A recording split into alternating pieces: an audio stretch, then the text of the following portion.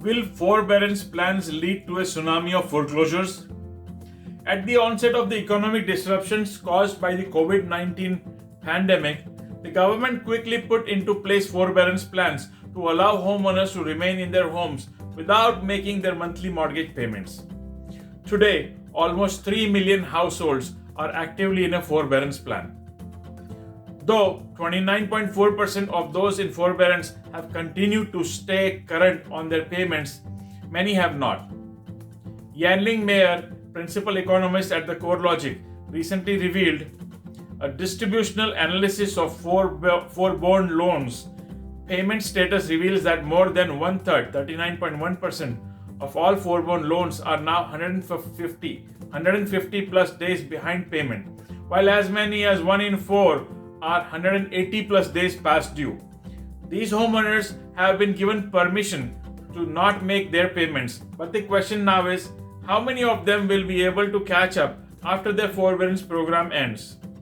There's speculation that a forthcoming wave of foreclosures could be the result, and that could lead to another crash in home values like we saw a decade ago.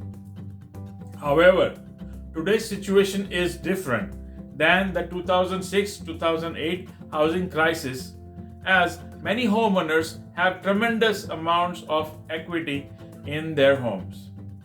While the experts are saying over the last 30 years, several industry experts have weighed in on this subject. Michael Sklarz, president at Collateral Analytics, says, "We may very well see a meaningful increase in the number of homes listed for sale as these borrowers choose to sell at what is arguably an intermediate top in the market and downsize to more affordable homes rather than face foreclosure." Odeta Kushi, deputy chief economist at First American, says, "The foreclosure process is based on two steps. First, the homeowner suffers an adverse economic shock, leading to the homeowner becoming delinquent on their mortgage. However, delinquency by itself is not enough to send the mortgage into foreclosure. With enough equity, a homeowner has the option of selling their home or tapping into their equity through a refinance. To help weather the economic shock, it is a lack of sufficient equity, the second component of the dual trigger, that causes a serious delinquency to become a foreclosure." Don Layton, senior industry fellow at the Joint Center for Housing Studies of Howard University, says, "With a greater cushion of equity, troubled homeowners have dramatically improved options, a greater ability to access funds, for example, home equity lines, to keep paying monthly expenses until family finances might recover, improved ability to qualify for and support a loan modification, and if push comes to shove, the ability to sell the home and monetize their increased net worth while reducing monthly payment obligations." So, what should lenders and servicers expect? A large number of foreclosures or only a modest increase? I believe the latter.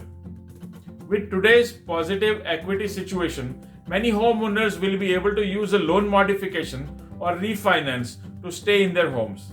If not, some will go to foreclosure, but most will be able to sell and walk away with their equity.